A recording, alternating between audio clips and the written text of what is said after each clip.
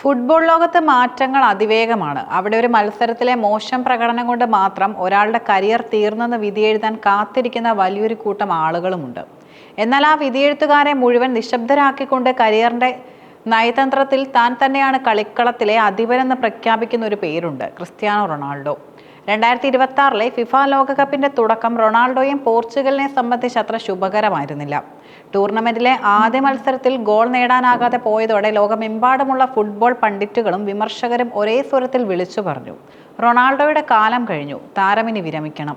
41-ാം വയസ്സിൽ ഒരു ലോകകപ്പ് കളിക്കാരൻ ഇറങ്ങിയ താരത്തിന്റെ ഫിറ്റ്നസിനെയും ഫോമിനെയും വരെ പലരും ചോദ്യം ചെയ്തു. എന്നാൽ കരിയറിലുടനീളം കടുത്ത സമ്മർദ്ദങ്ങളെയും നെഗറ്റിവിറ്റിയും തന്റെ ഇന്ധനമാക്കി മാറ്റിയിട്ടുള്ള റൊണാൾഡോ ഗ്രൂപ്പ് ഘട്ടത്തിലെ 2-ാം മത്സരത്തിൽ ഉസ്ബെക്കിസ്ഥാനെതിരെ നടത്തിയ മാസ് പ്രകടനത്തോടെ വിമർശകരുടെ എല്ലാം വായടപ്പിക്കുകയായിരുന്നു.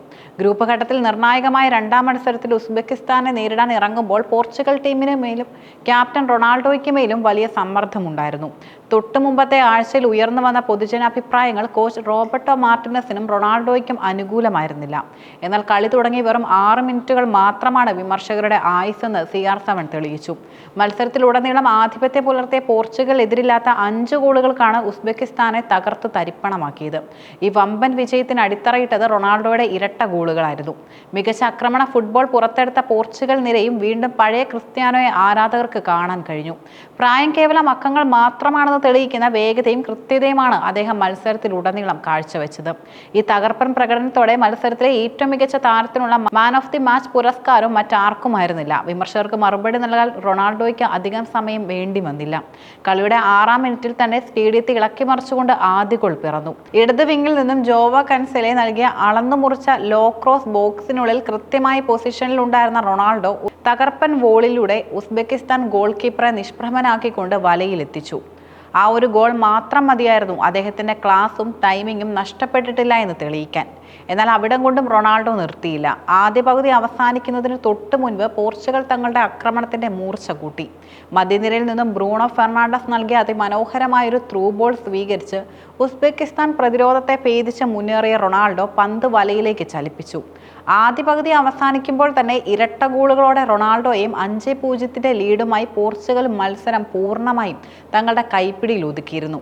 ഈ മത്സരത്തിലെ ഏറ്റവും ശ്രദ്ധേയമായ ദൃശ്യം പിറന്നത് മത്സരത്തിന് ശേഷമാണ്.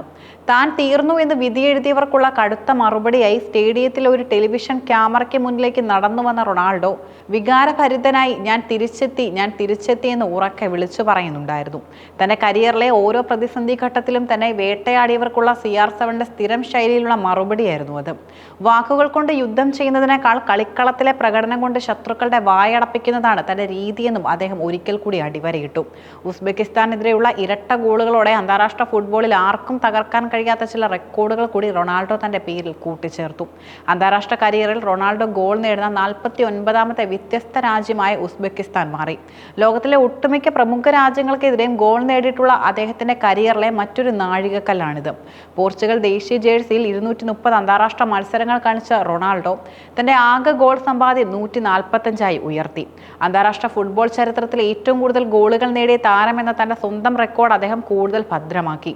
ലീഗ് ഫുട്ബോളിലും അന്താരാഷ്ട്ര ഫുട്ബോളിലും മെസ്സി, ഹാലൻഡ്, എംബാപ്പെ തുടങ്ങിയ യുവതലമുറയിലെ സമകാലികരെ മികച്ച താരങ്ങൾ ലോകകപ്പിന്റെ തുടക്കത്തിൽ തിളങ്ങിയപ്പോൾ റൊണാൾഡോയ്ക്ക് അതിന് സാധിക്കാത്തത് വലിയ ചർച്ചയായിരുന്നു. എന്നാൽ ഈ ഇരട്ട ഗോളോടെ താനും ആ റേസിലേക്ക് ശക്തമായി തിരിച്ചെത്തിയിരിക്കുന്നുവെന്ന് റൊണാൾഡോ പ്രഖ്യാപിച്ചു.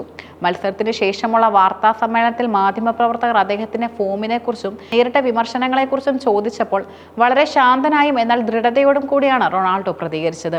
ഞാൻ എപ്പോഴും ഇവിടെ തന്നെയുണ്ട്. കഠിനാധ്വാനം ചെയ്യുന്നവരെ ദൈവം സഹായിക്കും. എൻ്റെ കരിയർ അങ്ങനെയാണ്, അതിലൊന്നും മാറുന്നില്ല.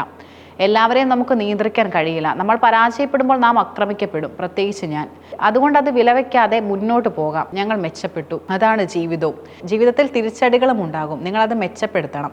കഴിഞ്ഞ കുറച്ച് ദിവസങ്ങളായി തനിക്കും പരിശീലകരും നേരെ ഉയർന്ന കടുത്ത വിമർശനങ്ങളെക്കുറിച്ച് ചോദിച്ചപ്പോൾ തന്റെ 23 വർഷത്തെ നീണ്ട കരിയറിലെ പരിചയസമ്പത്താണ് തന്നെ ഇതിനെല്ലാം അതിജീവിക്കാൻ സഹായിച്ചതെന്നും അദ്ദേഹം വ്യക്തമാക്കി.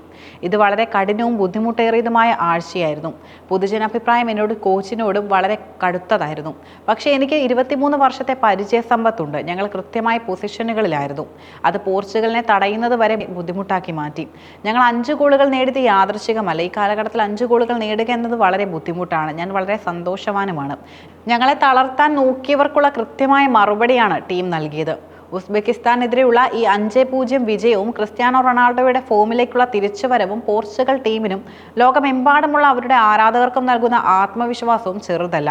ഒരു ഇതിഹാസ താരം തന്റെ കരിയറിലെ അവസാന ലോകകപ്പ് കളിക്കുമ്പോൾ അതിനെ വികാരനിർഭരരായി മാത്രമല്ല, തികച്ചും പ്രൊഫഷണലായി തന്നെയാണ് അദ്ദേഹം സമീപിക്കുന്നതെന്നും വ്യക്തമാണ്.